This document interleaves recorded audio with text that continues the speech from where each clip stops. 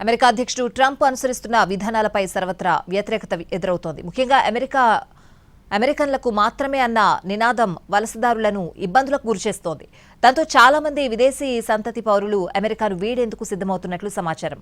అగ్రరాజ్యం నుంచి శాశ్వతంగా వెళ్లిపోవాలని ప్రతి 10 మంది ఇండియన్ అమెరికన్లలో 4 యోచిస్తున్నట్లు తాజా సర్వేలో తేలింది.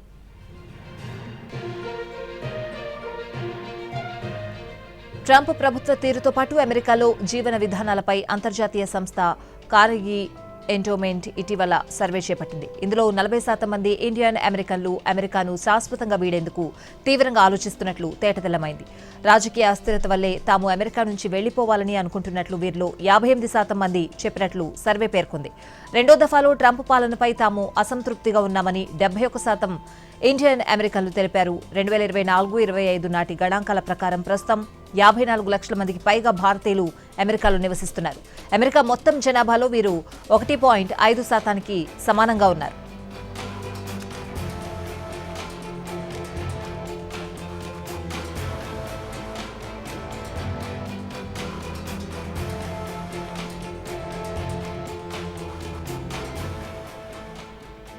మరోవైపు ట్రంప్ అధికారంలోకి రాగానే వలస విధానాలను కఠినతరం చేసింది. ఈ ఆంక్షలతో సరిహద్దులో అక్రమ వలసల కంటే కూడా అమెరికాలోకి చట్టబద్ద వలసలే భారీగా తగ్గినట్లు తెలుస్తోంది. అమెరికా మేధో సంస్థ క్యాటో ఇన్స్టిట్యూట్ సర్వే తెలిపింది. ముఖ్యంగా H-1B వీసాల జారీలో భారీ తగ్గుదల నమోదైనట్లు వెల్లడించింది. ట్రంప్ అధికారంలోకి రాకముందు నుంచే అక్రమ వలసలు తగ్గుముఖం పట్టాయి. ప్రస్తుతం ప్రభుత్వ పాలనలోనూ ఆ పద్ధతే కొనసాగింది. అయితే దీనికి భిన్నంగా చట్టబద్ద వలసలు గతంతో పోలిస్తే భారీగా తగ్గాయి. అత్యధికంగా H-1B వీసాలపైనే ఈ ప్రభావం ఎక్కువగా కనిపించింది. గత ఏడాది H-1B వీసాల జారీ 25% మేర తగ్గింది.